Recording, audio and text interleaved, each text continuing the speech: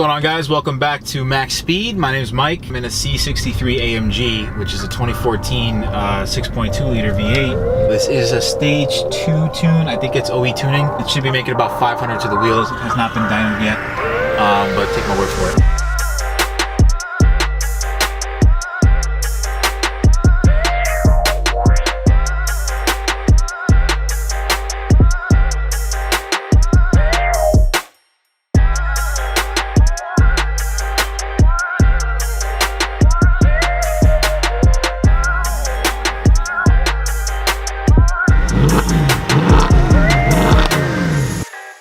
What's going on, guys? Welcome back to MaxSpeed. My name is Mike, and if you're wondering why I'm in a C63 AMG, which is a 2014 6.2 liter V8, it's the naturally aspirated one, not the bi-turbo one. I think it's the last year for this body style as well.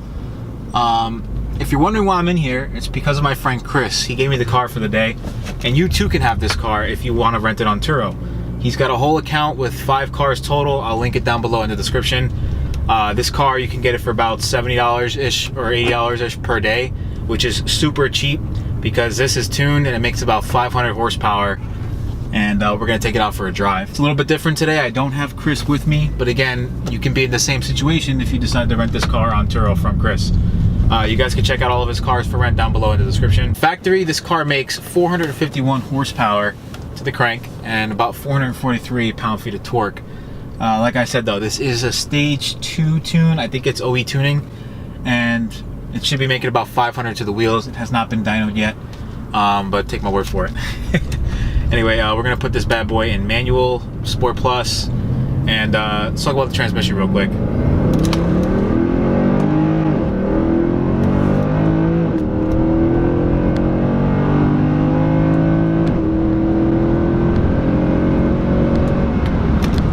So yeah, the thing I love about the transmission is that it's actually pretty quick to shift.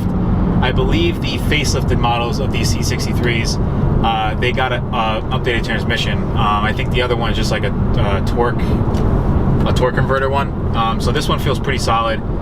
The only thing is, it's not as fast as like a PDK or anything like that, but it is really quick to shift, which you need with all this torque. And as you can see, it really just throws you all the way back in the seat, and I absolutely love the brutal sound of this car. I can't, dude, the sound from this engine is just phenomenal. They did a great job building this thing.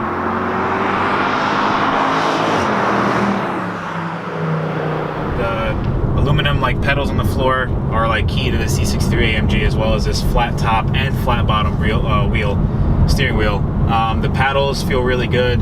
And just, it's a Mercedes interior, man. Aside from this like phone number thing here, it doesn't feel too outdated. The car is 6 years old. This particular one has 96,000 miles on it. And I have noticed that there is 1 or 2 noises in here at certain speeds, but that's only because, for example, in this particular car, the armrest is broken. So if you rest your arm on it, it might make a little bit of a noise. But other than that, it's a solid car. I had no idea it had almost 100,000 miles on it. And keep in mind, a lot of these are Turo miles, so you know how people drive these cars when they rent it on Turo. So anyway, just cruising at about 60 miles an hour. You know, this car is pretty damn good. It feels relatively quiet in here. Not as quiet as I thought it would. I think the CLS 55 is probably a tad bit more quiet. However, you're getting a 6.2 V8 in here, and you kind of buy this for the performance. Even if you throw it in comfort mode, you can still hear the exhaust in the back, which is something I really like about the car. It's definitely more geared toward spirited driving, performance driving. I kind of want to actually see how this car does on a track. Let's go talk about fuel economy for a second, because this thing is horrendous, as you would imagine. We're averaging right now a total of about 14.6 miles to the gallon. Not very good. Granted, I did take it on a rally earlier today, so that probably upset the counter there a little bit, but not to worry. People who buy this, I'm pretty sure you're not really too worried about fuel economy. Downshifts with this transmission. It has 7 gears, 7-speed. If you downshift all the way to 3rd, it feels pretty solid. I noticed when you go to 2nd, that's when it really starts to like throw you forward and engine brake, and it's like really a harsh shift when you go to 2nd. But other than that, downshifting and upshifting through all the gears feel pretty solid. When you're behind a car and you know that you're in this car, which you can't forget because in the tach it says 6.3, even though it's really a 6.2. 6.3 V8, so you know what you have under the hood. You know it's going to be fast, and you can hear the exhaust behind you just like waiting to come alive, you know. And so like right now I'm behind some Saturn, and all the car wants to do is just downshift again. Just so much torque, dude. So good. Oh man, you get these little like burbles from the factory exhaust when you're downshifting and you kind of like ride the gas a little bit.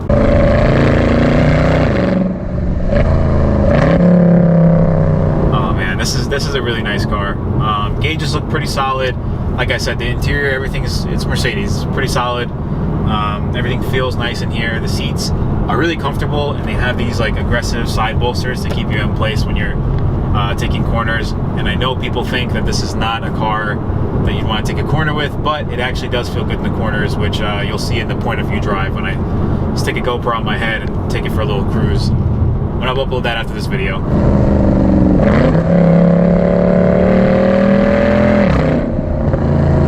Alright, so how is this thing to own? Well, I don't own it, but I've had it for a day now, and I gotta say, it's really nice coming out to your garage or your driveway and seeing this thing outside. It's like, oof, man, you know you're gonna get in something serious when you hop in this. It looks good. They have a 4-door version, but the 2-door version, in my opinion, is way better looking. It just has like these nice wide arches in the front. It's so good. Oh, that's another thing. If you heard that, that's the steering vibration. It vibrates 3 times because of lane keep assist. There's an option to turn it off. Pretty advanced technology for, you know, almost 10 years ago. And everything in here, you know, works at 100,000 miles, which is pretty impressive. Like I said, when I got in the car, I didn't know it had 100,000 miles on it. Everything feels pretty sound, really well built, and everything works. You know, the AC works just great. Car drives really well. There's no like overheating issues. There's no like leaks or anything like that. It's a pretty solid car. And actually, the nav on here, I'm using it just to see what road I'm on. It doesn't have all the newer roads that might have been built in the last few years or so. It doesn't update like that. But the nav is actually pretty good for a 10-year-old navigation system. You can connect your phone to Bluetooth in here, and I believe the facelifted models of these, you can play your music through the audio system like that. But the first, like the pre-facelift, I don't think you can do that. These cars weigh on average about 3650 to about 3850. I'm assuming the 3850 is the 4-door. The back seats, I'd say, are actually usable for a full-grown size adult, but I don't think you're gonna have too much legroom. But like I said, usable for maybe like a 30-minute trip or an hour. Something that's really cool about the interior is you have like a full sunroof in the front and rear. It goes all the way to the back, which, not that you can actually look up and see it in your peripheral vision or anything, but if you are at a stop sign or something and you happen to look around, or you look out your passenger side window or something like that, you see both sunroofs up top, and it makes the car feel absolutely humongous. But when you're actually driving it and you're taking a corner, the car feels pretty nimble, and it almost hides its weight pretty well, so I'm impressed.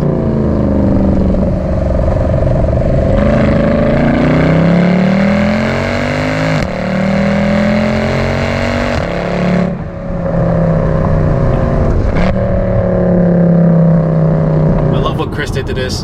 He has tinted taillights, the wheels are black, the car is black, and it has black interior. Pretty much everything is blacked out on here, and it looks menacing at night and really, really great during the day. It kind of looks similar to like maybe like Batman's Daily Driver or something like that. Downshift a second. There's the harsh shift, and then we just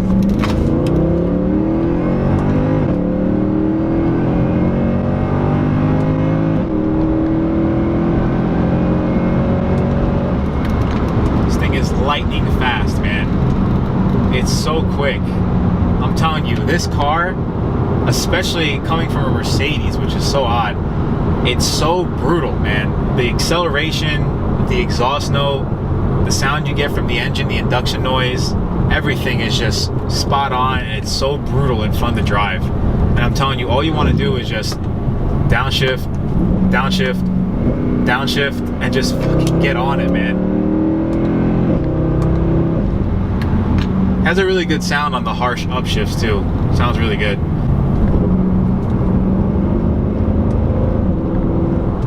Yeah, this car sounds fantastic, man. They did a great job building this thing. They don't make cars like this anymore. Nowadays, all the twin turbo V8s, you know, if you get like a BMW with a twin turbo V8, or like a, you know, let's say like the newer C63 with a bi-turbo V8, they just don't sound as good, man. There's just something about them. They all sound very similar and almost generic in a sense. Again, they're great motors and they make a lot of torque, especially with the twin turbos, but With this, it's just instant torque, instant power. There's no waiting for turbos to kick on. There's no turbo lag or anything like that. It's just instant. You just put your foot down and you go.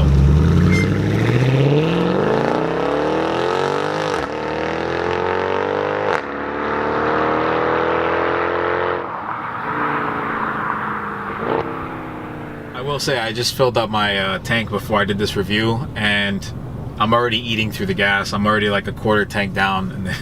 So yeah, it definitely eats gas, especially if you're gonna drive it the way I'm driving it now with you know, harsh upshifts and just taking it all the way to red line. It's gonna eat gas, but that's what you buy this car for. Nobody buys a car that's fun and then complains about like, oh, my gas is so bad. It's a sacrifice, you know, you kind of pay to play. This is one of the cool things about this car. You sit at a stoplight, everything's pretty quiet, you feel really isolated, typical Mercedes. No weird noises or anything, although you do get to hear the awesome exhaust back there. You can hear like the rumble, the burble of the engine. It's so good. It's a very faint sound, but you know it's there. And if you roll down the windows, you can hear the exhaust a lot more. When you throw it in Sport Plus, if you do let it shift for you, it'll hold the revs more. If you put it in Comfort, it'll pretty much be between 1,000 and 2,500 RPM on the higher end as you're driving.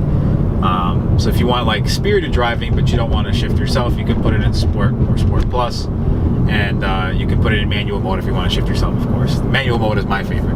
Alright, so if you want one of these, they're going to cost you anywhere from like the mid-20s to about the low 30s for a decent one. And keep in mind, when you buy any one of these, it is a Mercedes-Benz. The maintenance can be pretty expensive, so that's always something to keep in mind. However, you get behind the seat of this and you can put it next to its competitors like the Lexus ISF and the E92 M3. This is faster because it has way more torque than like something like the E92 M3, but the Lexus is probably a good combo because it's more reliable.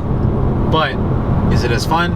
I don't know, we'll find out when I drive one. But this is so brutal, and I don't think you can get this out of the Lexus. Plus, I'm pretty sure this car is a lot easier to tune. This downshift sounds so good.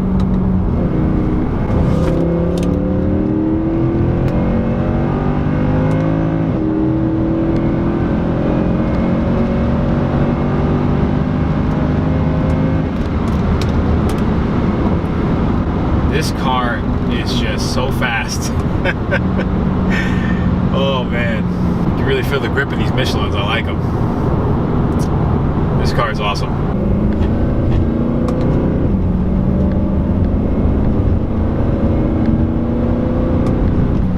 Even just lightly rolling on the throttle and short shifting this car, so much fun, man. I think downshifting is probably my favorite part though.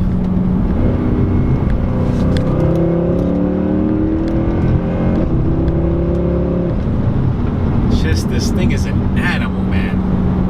Wow.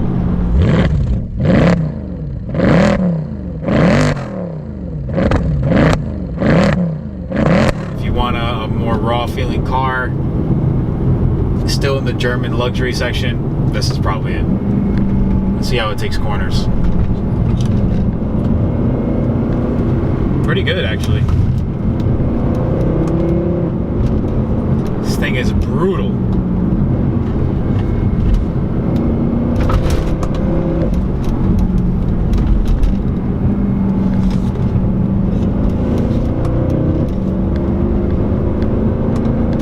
Yeah, it definitely hides its weights in the corner. It doesn't feel too heavy when you're taking corners or you're steering. And speaking of steering, the steering on this is a little lighter than I would like, but not too light to the point where it doesn't feel right. When you drop it in Sport Plus mode, or you're in manual mode and you're in Sport Plus shifting, steering is like, it's really on center. If you move the wheel even just the slightest, the car is already turning in that direction. Going through the gears in this thing is so much fun, and like I said, taking corners. Wow, that hooked pretty good.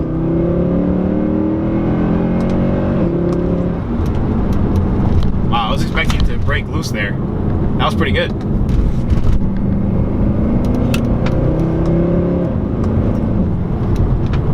Yeah, this thing is a lot of fun to drive.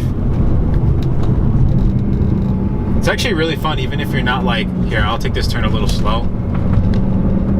It's not that, I don't know. It's actually really fun if you're not driving it to its fullest potential. Like even if you're at just cruising speeds, this is still really fun. But then you got a second gear.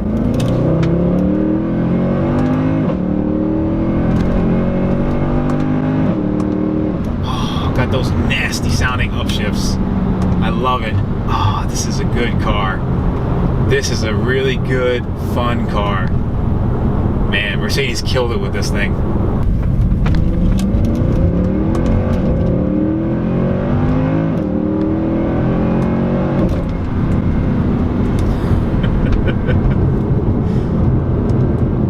It's so aggressive, this thing, and it communicates that to you really, really well. It wants you to just keep going, man. It's almost hard for me to drive this thing like a normal car. See how it takes these corners. Really well. Wow. I wonder what this thing would be like on the track. I really do. I feel like this has a lot of capabilities. You did a great job with this thing, man. I don't think we're gonna have cars that sound like this for very much longer, so buy them while you can. Final thoughts on the C63 AMG. So I've had the car for about 24 hours. Scratch that. I've had this car, well, not this one, but the C63 in the video for quite some time. I've been able to use it on multiple occasions thanks to Chris and him renting it out on Turo. I've been able to take it on some rallies, you know, do some events with him and his cars, and just have a good time with it. And I've had it for, you know, I've had it overnight and stuff for the next day. I've even taken it to the racetrack. I took it to a racetrack with Chris. It was raining for most of the time, so we didn't get too many dry laps, but I did get a couple of dry laps right at the end. I gotta say, overall, the car is amazing. It is a driver's car in terms of you can feel the road a little bit more. The suspension is not as soft as you would think for a Mercedes. It's actually kind of harsh. Getting into something like my dad's 2003, getting into an older Camry feels more plush and soft than the Mercedes, even in comfort mode. And that's a good thing for me because I enjoy that driving experience. But for some people that really want that good balance between, like, okay, sport is kind of harsh and then comfort is not so harsh, the newer C63 does that a lot better. It's more of a driver's car, it's more driver focused, and that's something I really like about it, while still being subtle because it is a Mercedes. People don't expect that big V8 sound coming out of the back, and it has honestly one of the best sounding exhausts from any car in the last 5 to 10 years, guaranteed. Is it a great car for 30 grand? I think so. Is it a typical German car where you need to pay so much money for maintenance? I'm not too sure. The only thing Chris really had to do was rebuild the transmission, but that's because he bought it from a shitty dealership, and I'm not going to say which, but he bought it from a shitty dealership where they don't really maintain the cars very well, and he bought it not knowing that, of course, and so he had to rebuild the transmission. But other than that, the car out of his entire German fleet has been the most reliable in terms of it doesn't spend much time in the shop, it just gets regular maintenance, and it does its job, and you can still beat the crap out of it. And it's crossed 100,000 miles already. Still sounds good, sounds healthy, pulls hard, and still really fun to drive. In my opinion, it's one of the best all-around cars that you can buy for 30 grand or less. It's comfortable. It's a really good daily driver, minus the fact that it really eats gas. You could take it to the track and enjoy it on the street. It is automatic, so it's a good balance between, okay, you can do some fun, spirited driving with the manual paddles, or you can leave it in comfort and just have it drive itself on the way home from like a long road trip or whatever. I think it is a really good all-around car. Now, if it was my choice for 30 grand, I don't think there's a better car for 30 grand or less than the C6 Z06 Corvette with low miles. I think that's probably the best buy you can buy for 30 grand or less. Obviously, the Mercedes is more comfortable, not as fast, but more comfortable and a better all-around daily driver. But if it was mine, I would get the Vet. If you guys want to rent this exact car in the video, you can rent it down below using Chris's link to Turo, and you guys can get any car out of his fleet. He's really reasonable on pricing, and he's really, really good with customer service. Pretty much anything you need, he's got you. I really appreciate the support. If you did enjoy, be sure to leave a like. If you want to see more of my videos, you can subscribe down below. And if you want to check out my Instagram, I post a little bit of behind the scenes on there. Look forward to seeing you guys in the next video, and I'll catch you guys later. Don't forget to keep living life at max speed. Peace.